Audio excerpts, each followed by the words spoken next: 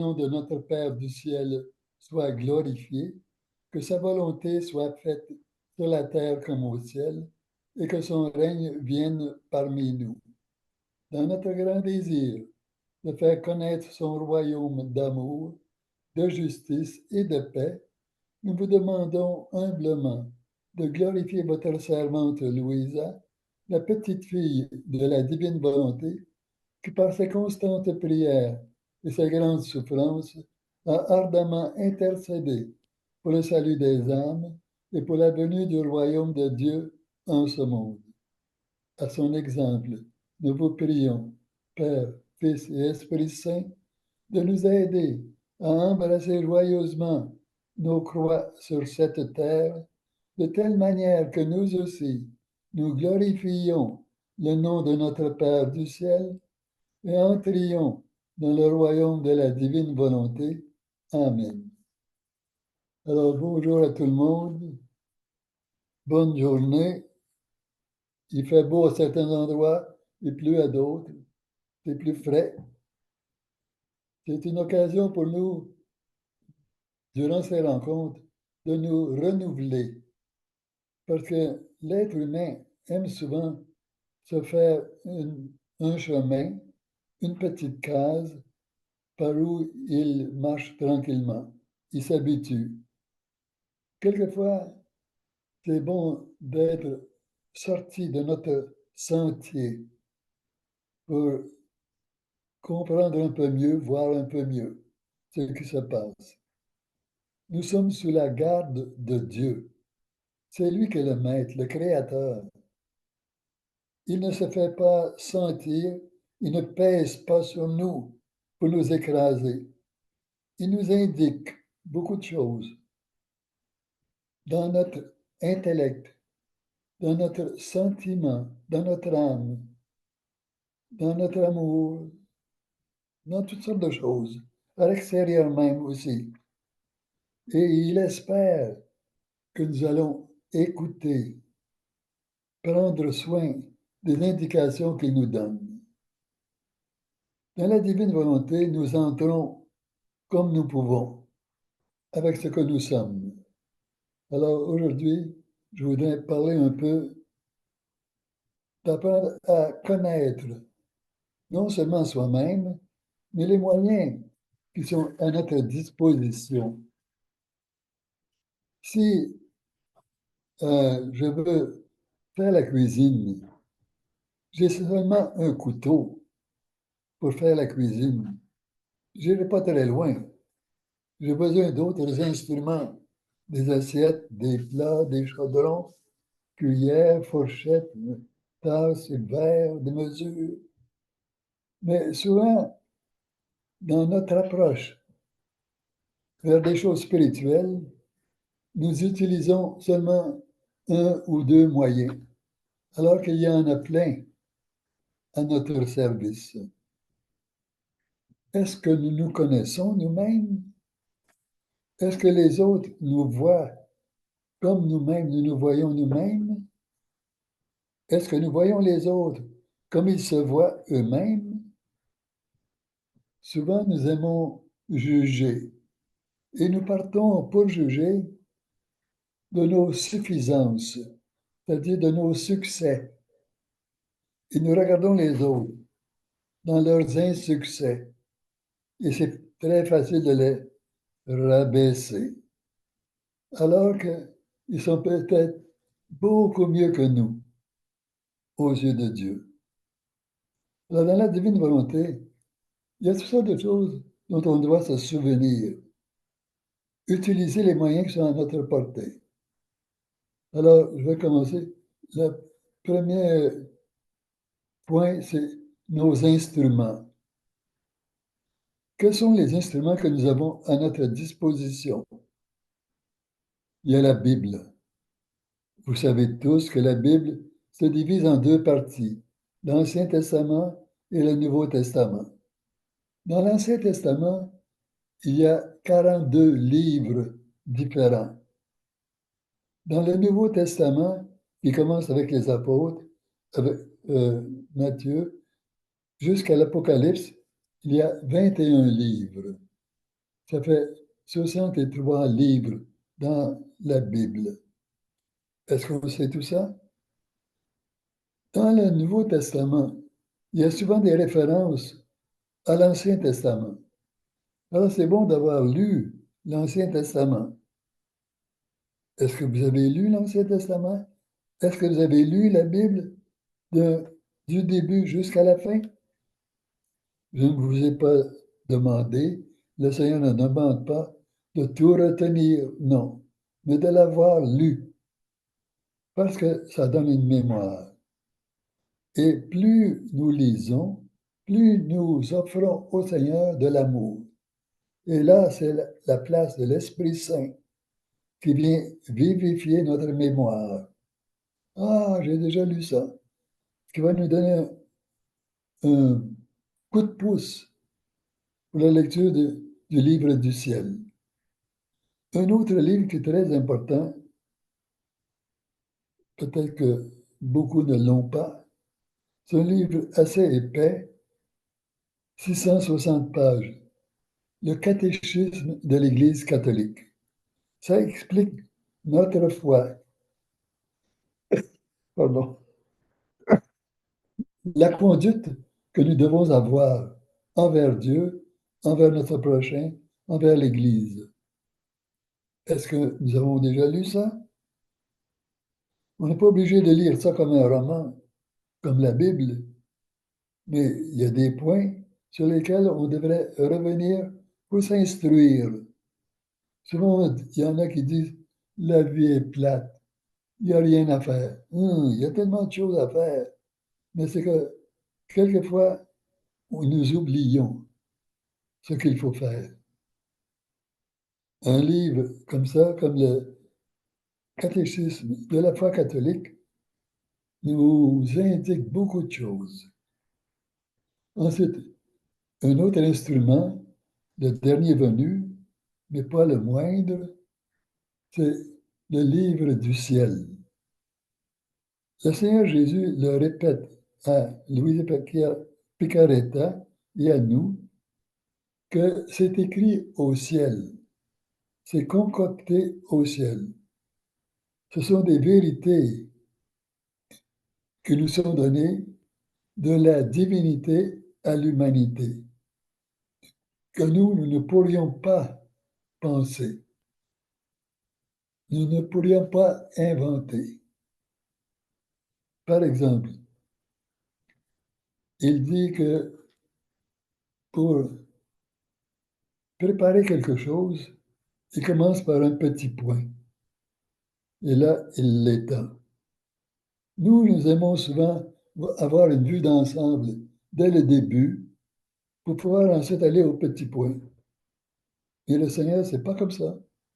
Il dit, je vais commencer par un petit point, le solidifier pour qu'il n'y ait pas d'éparpillement et qu'on soit ancré sur quelque chose de solide. Ce petit point, ça va être sur la foi, des vérités qui nous sont dites dans le livre du ciel, sur des personnes.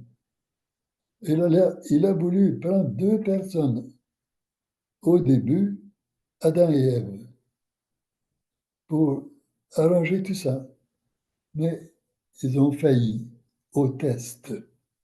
Parce qu'il a dit, pour vérifier la véracité, vérifier le courage, vérifier l'ardeur, l'amour, la docilité d'une personne, il lui fait subir un test. Mais pas un test à l'imprévu, un test qui est préparé et qui donne à chaque personne le temps et la force de s'y préparer pour ne pas tomber dans le piège. Alors, le Seigneur a fait ça avec Louisa, tout d'abord avec la Vierge Marie, ensuite avec Louisa Picaretta, pour que ces deux personnes-là, il a commencé avec Adam et Ève, ça n'a pas marché, même si il dit que Adam, après son péché, n'a jamais péché jusqu'à la fin de sa vie. Puis je pense qu'Adam a vécu 940 ans. Alors imaginez, pendant tout ce temps-là, il n'a jamais péché. Comparons-le à nous, qui avons eu le sacrement du baptême. Ça ne prend pas beaucoup de temps quelquefois pour tomber dans une impasse, un petit mensonge, un orgueil, ou toutes sortes de choses. Alors maintenant, les instruments de la Bible, le catéchisme de l'Église catholique, il y a eu différentes sortes de catéchismes. Les tout petits qu'on peut mettre dans sa poche, puis il y a le gros qui est beaucoup plus complet, le catéchisme de l'Église catholique, qui a été composé sous l'égide du pape Jean-Paul II. Ensuite, nous donner quelque chose qui vient nous enrichir énormément, qui nous rapproche du système divin. Les autres choses nous faisaient voir le plan divin et le plan humain. Mais là, avec le livre du ciel, le Seigneur nous donne l'occasion d'unir les deux pour aller vivre déjà sur la terre dans le système divin. C'est quelque chose. Il y en a beaucoup qui rejettent ça sans le savoir, d'autres qui se font prendre au piège du démon, qui leur dit ça vaut rien, laisse faire, il y a d'autres choses plus intéressantes, de meilleures dévotions, qui sont beaucoup plus belles, plus rémunérantes.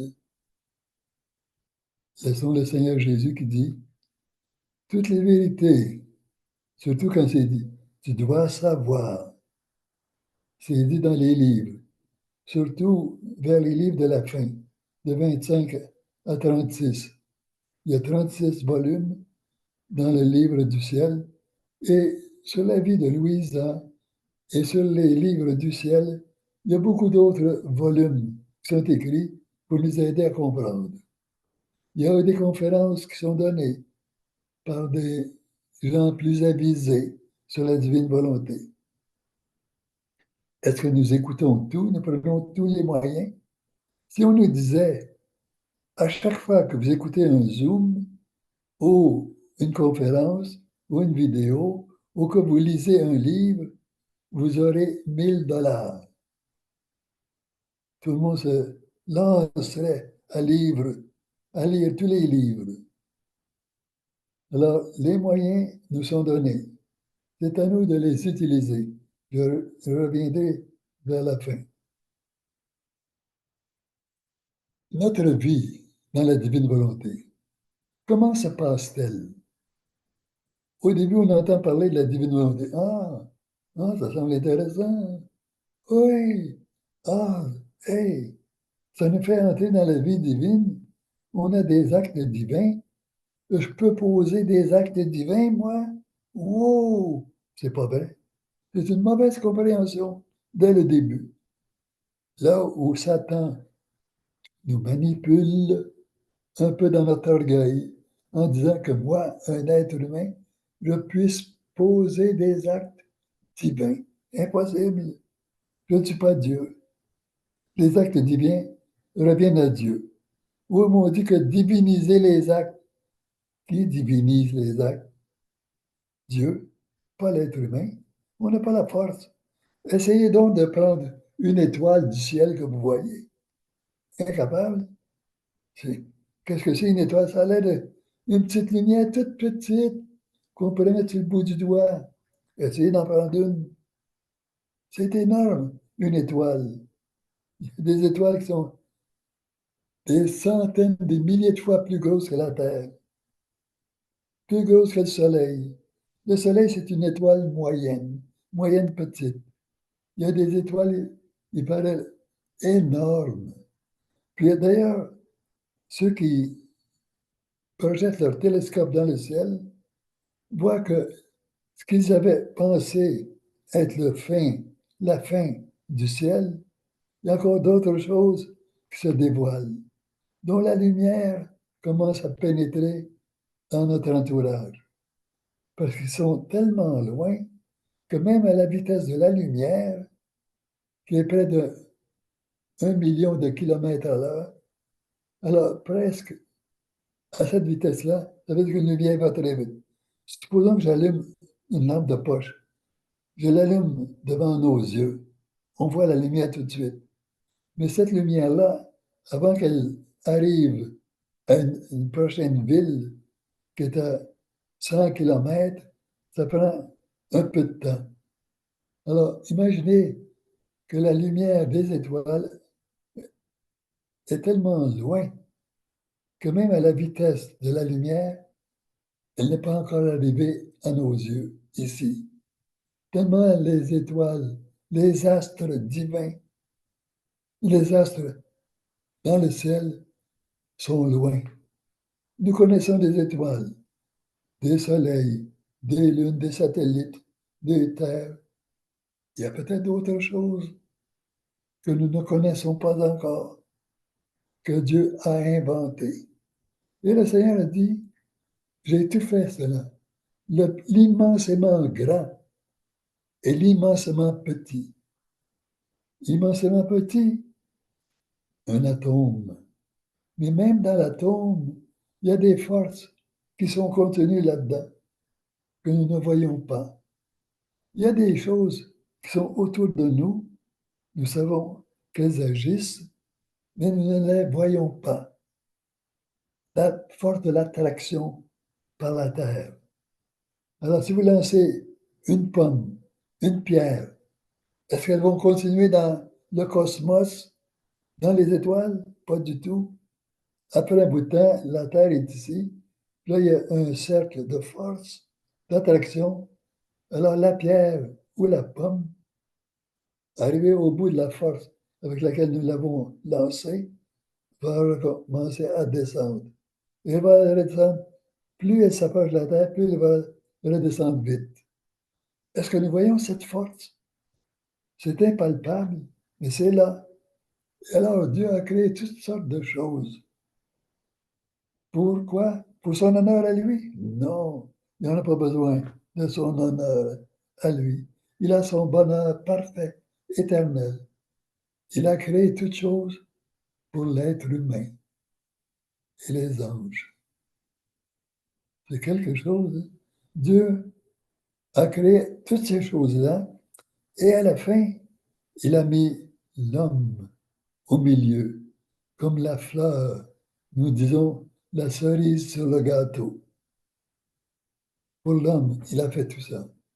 Alors, dans la divine volonté, nous ne pouvons pas dire, c'est moi qui rends mes actes divins. Pas du tout. C'est moi qui divinise mes actes par ma volonté. Pas du tout. Nous en sommes incapables. C'est Dieu qui l'a fait. Mais nous, et Jésus l'a dit, quand j'étais à Gethsemane, j'ai refait tous les actes de tous les êtres humains, depuis Adam et Ève jusqu'à jusqu'au dernier être humain. J'ai refait tous ces actes et je leur ai donné ma divinité. Je les ai sanctifiés. Maintenant, il reste à l'homme, à l'être humain, de se connecter.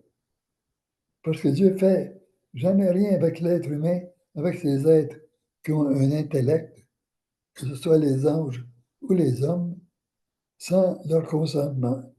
Il ne vient jamais nous forcer. Il pourrait le faire comme ça. Tout le monde est sauvé. Il veut que nous utilisions notre pouvoir. Il nous a créés à son image et à sa ressemblance. Il est libre, lui. Alors, il nous a fait libres, nous aussi. Il nous a donné la volonté pour faire les choix à la lumière de notre intelligence, de notre intellect, avec euh, la force de l'amour. Alors, nous aimons ce qui nous plaît, ce qui est bien. Les êtres humains qui nous aiment nous font du bien. Ceux qui ne nous aiment pas, on n'en veut pas.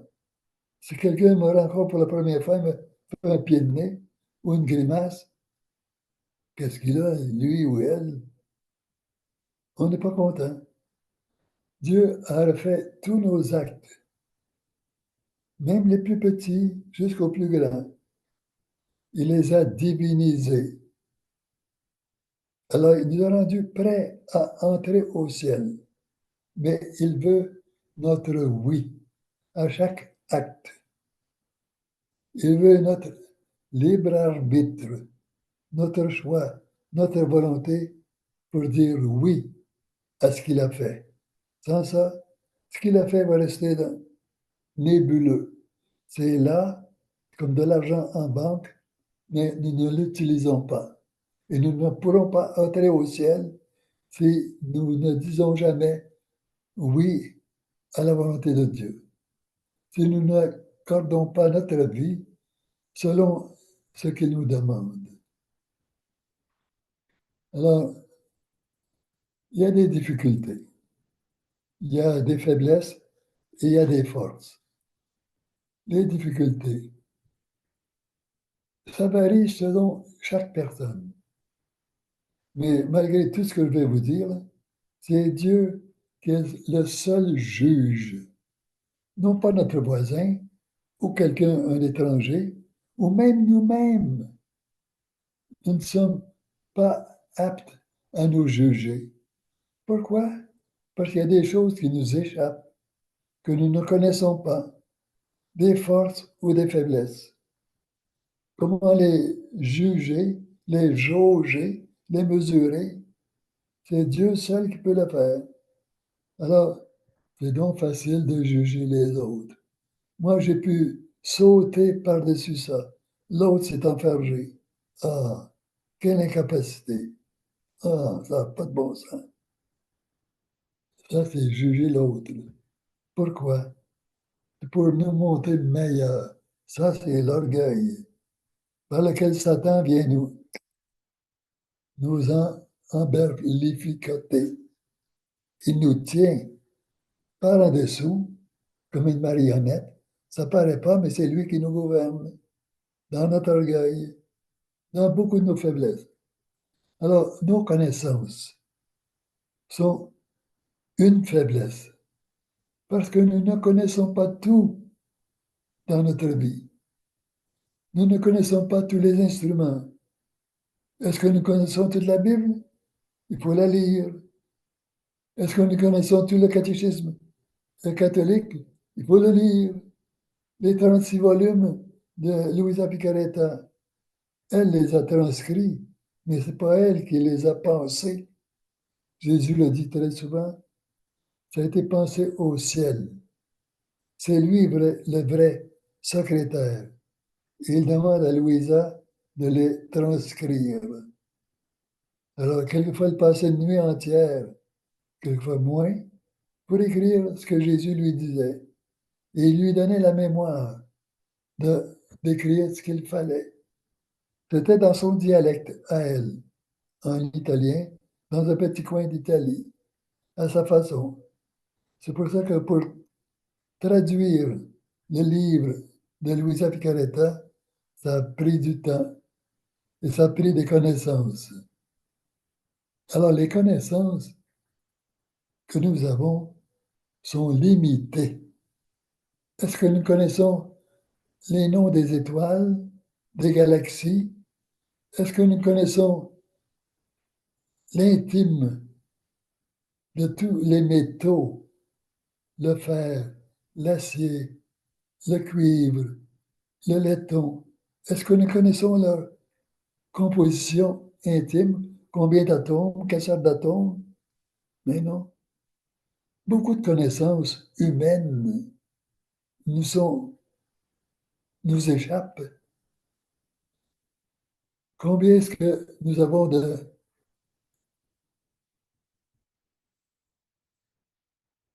manières d'appréhender le monde? Ça veut dire de connaître le monde. Quelques-uns disent, ben, par ma vue, par mes oreilles, par mon nez, ce sont des sens humains. Mais est-ce qu'il y a d'autres choses que nous pouvons connaître? Oui, par la réflexion. Par la réflexion. Il y a la pluie qui est une force de la nature, mais la réflexion nous fait voir que nous avons besoin d'eau pour nous-mêmes, notre corps, que les plantes, la terre a besoin d'eau, que ça donne des nuages et que les nuages reçoivent les particules du soleil aussi et empêchent le soleil d'être trop fort à certains endroits. Et l'eau aussi peut se transformer en glace. Est-ce que nous savons comment ça se fait? C'est Dieu qui a mis une force dans l'eau et le froid. Alors, nos connaissances sont limitées dans tous les domaines. Alors, ce sont des difficultés que nous avons. Et même si nous nous spécialisons, disons, dans la philosophie, dans la psychologie, dans la manière de réparer techniquement toutes sortes de machines, dans la façon de faire la cuisine, il y a des limites. Nous pouvons toujours apprendre quelque chose de nouveau que nous ne connaissons pas. Il y a aussi notre tempérament, notre caractère. Est-ce que nous nous connaissons vraiment? Quelquefois, nous sommes acculés à une situation spéciale et nous réagissons de la mauvaise manière. Après qu'on en est sorti, mais pourquoi j'ai fait ça? Pourquoi j'ai dit ça? Stupide que j'étais. C'est pas ça. C'est pas ça que je veux. Mais ça a été ma réaction. Pourquoi? Parce que je ne me connais pas assez. Peut-être que je n'ai pas appris à contrôler mon caractère, mon tempérament. Caractère et tempérament comprennent beaucoup de choses, beaucoup de qualités et de défauts. Alors, ce n'est pas nous qui nous sommes bâtis nous-mêmes. Nous avons été reçus dans le sein de notre mère, avec tout ce qui peut venir de notre hérédité, de nos parents, grands-parents, arrière-grands-parents, et ainsi de suite. Alors, ils ont fait des choses dans leur vie qui se propagent dans le sang, dans l'être humain, et qui sont données à la génération, à la création de l'être humain. Et Dieu vient, quand c'est un être humain, Dieu vient mettre une âme spirituelle, pas une âme qui fait bouger, fait vivre. Ça, c'est une âme motrice. Ça, les animaux l'ont, les arbres, les fleurs, les oiseaux, les poissons l'ont. Mais ils n'ont pas d'âme spirituelle, comme nous, les hommes, ou les anges. Les anges, au contraire de l'homme, sont beaucoup plus légers. Ils ne sont pas alourdis par un corps. Alors, c'est une matière spirituelle qu'ils sont. Comment connaissons-nous les anges? Très peu. Leur force, leur beauté, leur qualité. Alors, eux aussi ont été soumis à un test, comme Adam et Ève. Et le plus grand, le meilleur des anges, celui qui portait la lumière devant tous les anges, qui était le pont entre Dieu et les autres anges, le porteur de lumière, Lucifer. Fer, porteur, lux, lumière. Lucie, Luci, ça veut dire de la lumière. Lux, ça vient du mot latin. Alors, il était porteur de lumière. Et lui, malgré tous ses dons spirituels, il est tombé dans son piège d'orgueil, de vouloir se comparer à Dieu, de pouvoir faire n'importe quoi, alors qu'il était soumis à Dieu. Et il s'est créé sa propre place hors de Dieu. C'est ce qu'on appelle l'enfer. Une place de désespoir, une place de tout ce qui est contraire au bien, à l'amour. Alors c'est la haine. Alors il se repaît là-dedans. Peut-être qu'il voudrait en sortir, mais son orgueil est trop fort. Et d'ailleurs, il l'a montré à Dieu par un choix éclairé. C'est pas Dieu qui l'a forcé. C'est lui, Lucifer, qui a dit, moi, je m'en vais. Je ne veux pas être avec toi. Alors, qui ne veut pas être avec Dieu, ne veut pas, il ne veut pas être dans la joie, le bien, la beauté, dans la paix, dans le bonheur. Alors, Satan, c'est une de nos difficultés, vient nous tenter, vient, vient essayer de nous faire basculer dans son enfer, dans son mal, dans sa souffrance, dans sa révolte, dans sa... Il nous hait, plein de haine, jaloux de nous, que nous puissions aller au ciel. Ah, j'ai connu ce que c'était le ciel. Je veux pas qu'ils y aient. Non, jamais. Il fait tout ça possible pour nous rabaisser par toutes sortes de tentations. Heureusement, il ne peut pas nous forcer. Il peut nous influencer. Et c'est là nos fautes, nos péchés. Nous tombons. Me pensais bon. Ah, me pensais fort. Me pensais patient. Me pensais doux. Me pensais humble. Me pensais plein d'amour. J'ai des réactions. Alors, notre milieu de vie aussi nous influence beaucoup. Si vous vivez dans une communauté religieuse depuis votre jeune âge, vous allez connaître beaucoup de la vie religieuse, de l'élan vers Dieu, même s'il y a des tentations.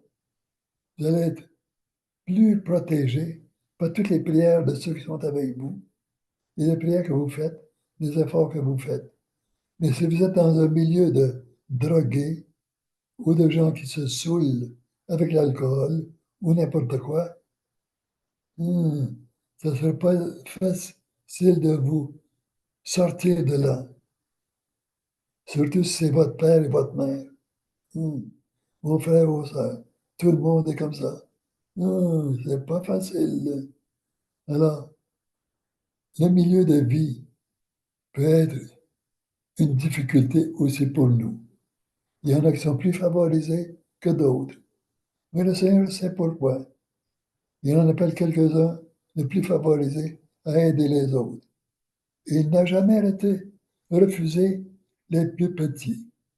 Au contraire, il a dit, laissez venir à moi les petits-enfants. Les petits-enfants, ce n'est pas juste les petits garçons, les petites filles de 3, 4 ans, 5 ans. Ce sont ceux qui sont blessés psychologiquement ou par leur hérédité ou qui n'ont jamais eu de famille stable, bonne, pour les encourager, les aider, leur montrer comment vivre. Il y en a combien dans le monde? C'est énorme. Alors, notre éducation, il y en a qui ont passé par toutes sortes d'écoles, d'enseignement. Ils ont été favorisés. Leur tête, leur intellect, leur mémoire, leur volonté les ont aidés, mais aussi tout ce qu'il y avait autour les ont encouragés. Il y en a d'autres qui n'ont jamais eu ça comme éducation. C'est bien beau de dire, j'étais un coureur des bois, j'étais une coureuse de bois. Mais qu'est-ce qu'ils ont pu enseigner à leurs enfants? Hmm, allez-y voir. Alors, il y a toutes sortes de difficultés qu'il y a pour chacune de nos personnalités. Ne nous décourageons jamais. Jésus a dit, les plus petits, c'est vers ceux-là que je regarde le plus. Parce qu'eux n'ont pas l'orgueil, n'ont pas la force de résister à mes suggestions. Oui, j'ai besoin d'aide au secours. Aide-moi, Seigneur. Je ne sais rien. Je balbutie. Je voudrais donc être comme les autres. Mais Seigneur, aide-moi. Et le Seigneur a un cœur tendre, attiré vers ces personnes-là. Alors, même si nous avons tout un tas de qualités, nous pouvons nous faire petits. Seigneur, je te remercie de tout ce que tu m'as donné. L'éducation, les connaissances, les personnes, les amis, la famille. Merci. Et souvent, ceux qui sont plus petits peuvent percevoir par des sentiments qu'ils ont, innés en eux, ou que le Seigneur leur donne, peuvent percevoir mieux les réalités que d'autres qui sont comblés de grande intelligence. Nos faiblesses. Là, il y avait les difficultés. C'est nos connaissances, notre tempérament, notre éducation, notre milieu de vie. Nos faiblesses, notre volonté propre. Ça, c'est un instrument qui est très fort. C'est une grosse masse, un gros marteau que nous pouvons manipuler, mais souvent, c'est trop lourd pour nous. Alors, nous ne savons pas comment contrôler notre volonté. Oui, oui, je donne ma volonté à Dieu. Je veux tout faire ce qu'il veut aujourd'hui. Toi, là, tais-toi. C'est moi qui parle. T'as compris, là? Alors, on donne des ordres aux autres.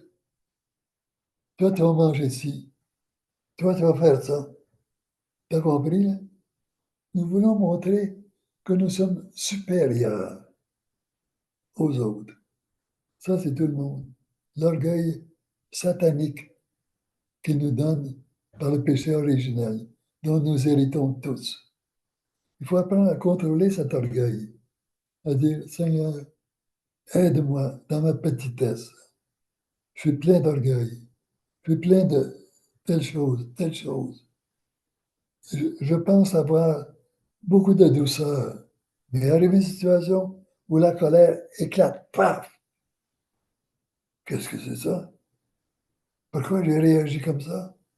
Parce que je ne me connaissais pas. Parce que je n'étais pas en contrôle de moi-même. Alors, il faut demander ces choses-là au Seigneur constamment, même avant que la tentation arrive. Seigneur, protège-moi. D'ailleurs, Jésus le dit, et la Sainte Vierge, euh, au début du livre des 24 heures, quand il arrive des situations de tentation, Maman Marie, Jésus, aidez-moi, protégez-moi, veillez sur moi. Alors notre volonté, c'est une faiblesse. Il faut la donner à Dieu. Comment donner quelque chose que nous ne connaissons qu'à peine? Ah, c'est là que l'expérience vient nous aider. Nous avons tombé une fois ou deux fois en utilisant notre propre volonté, en imposant aux autres ce que nous voulions, nous, au lieu de dire oui à l'autre, quand c'est correct. Nos goûts, nous avons des attirances.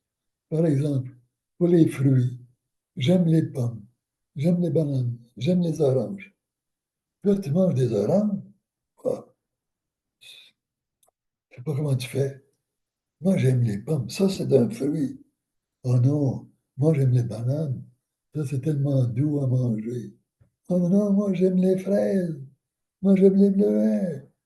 Moi, j'aime telle nourriture. Alors, nos goûts peuvent être des faiblesses que nous imposons aux autres ou que nous nous imposons nous-mêmes.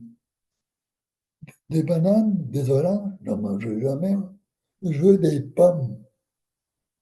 Alors, c'est une faiblesse de choisir telle ou telle nourriture et exclure le reste. Nos défauts. Est-ce que nous connaissons nos défauts? Nous connaissons peut-être mieux nos qualités. Je suis fort physiquement ou j'ai un arôme très fin pour les odeurs de la cuisine ou les parfums. Je vois très bien toutes choses. Alors, moi, je me fie à ces choses-là. Mais ce sont des faiblesses de se fier seulement à ce qui nous accommode, à ce qui nous semble simple, facile. Il faut apprendre d'autres choses. Étudier que les autres ont d'autres goûts, que les fruits varient dans leur composition et dans leur qualité. Les légumes, la viande, toutes sortes de choses. L'air que nous respirons,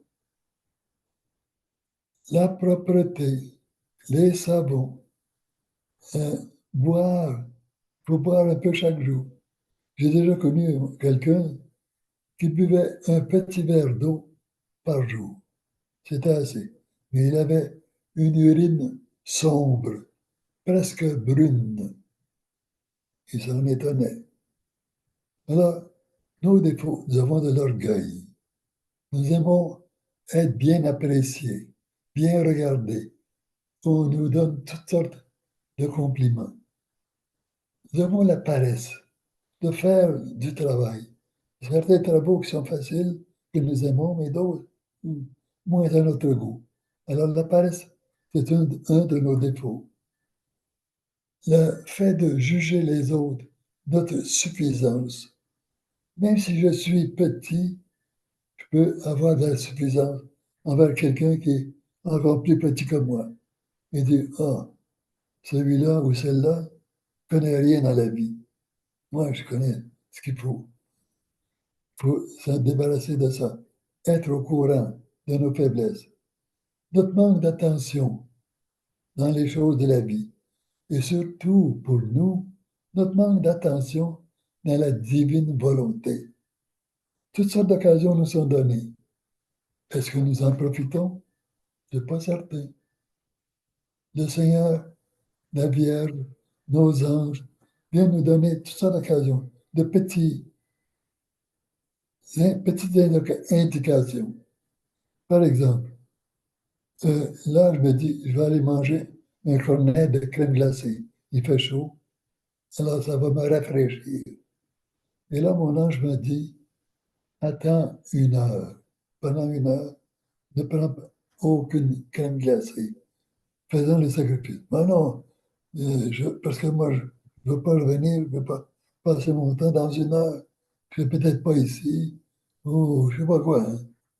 Alors, notre manque d'attention aux indications de la divine volonté, qui passe par notre ange gardien souvent, qui nous suggère ne prends pas tout de suite de la crème glacée. Ah, c'est une mauvaise idée, ça. C'est une très bonne idée que nous refusons. C'est le Seigneur qui permet cela. Notre organisation de vie durant la journée.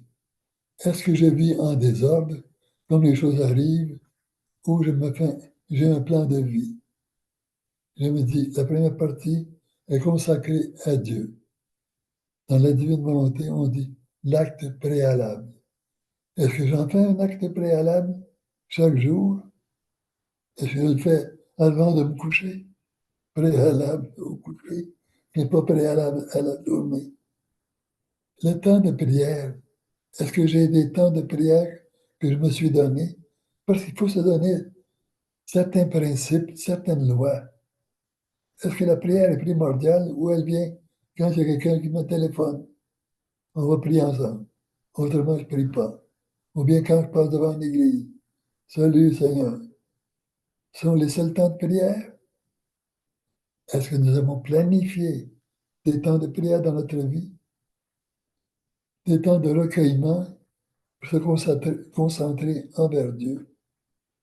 Il y a aussi, dans nos faiblesses, toutes les tentations du malin.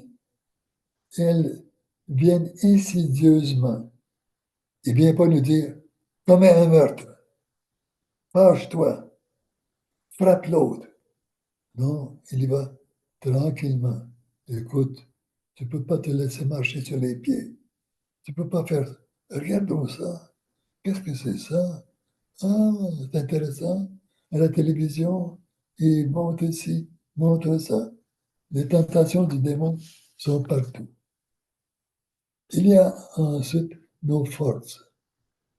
Notre tempérament nous donne des forces.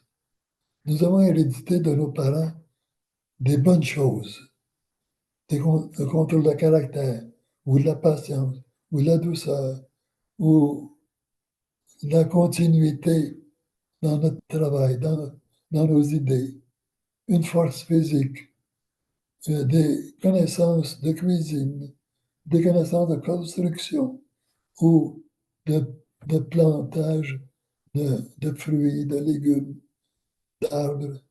Il y a toutes sortes de choses. Est-ce que nous avons été à l'école qui nous a bien renseigné? Qu'est-ce que nous avons appris à l'école? Notre milieu où nous avons grandi, ça peut être une force. Si mes frères et mes sœurs, si j'en ai, sont bons, alors ça va m'apprendre, moi aussi, à être bon, patient envers les autres, ne pas me mettre en colère tout de suite.